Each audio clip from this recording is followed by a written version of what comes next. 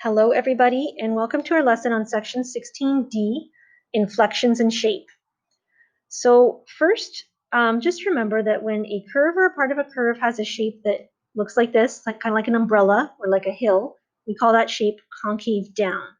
And when a shape opens upwards like this, kind of like a bowl or like a hill, like a valley, we say that that shape is concave up. So if the arrows point down, it's concave down. If the arrows point up, it's concave up. And now let's do a quick investigation. Consider this curve that faces concave down.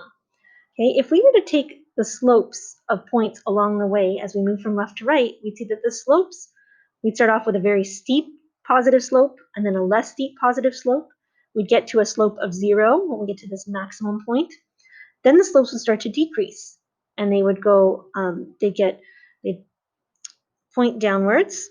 Okay, they'd have a negative slope, and this is a little bit flatter, and then this one's a little bit steeper. So as we move through this concave down curve, we notice that the slopes are actually decreasing. We're going from +2 to +1 to 0, -1, -2.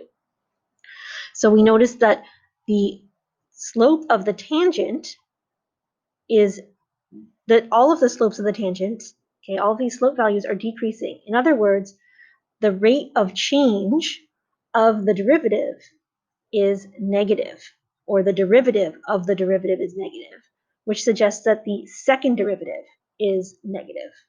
Likewise, if we have a concave up curve and we were to calculate slopes as we moved from left to right, we'd see that the slope values increase. We go from a steep negative slope to a less steep, to 0, to a less steep positive slope, and then an even steeper positive slope. And my slope values go from -2 to +2. So my slope values are increasing. So since the rate of change of my derivative is increasing, we say that the derivative of the derivative, or the second derivative, is positive. Okay?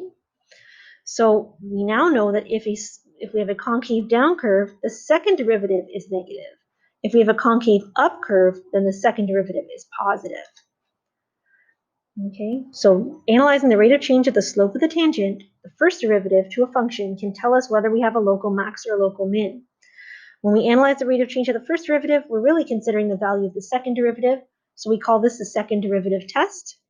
So if we have a function where the second derivative at a critical number c is equal to 0, and the second derivative exists, if the second derivative is positive, then we have a local min. If the second derivative is negative, we have a local max because it's concave down. And if the second derivative is equal to 0, then the test fails. That means something else is happening here. Okay, it means we have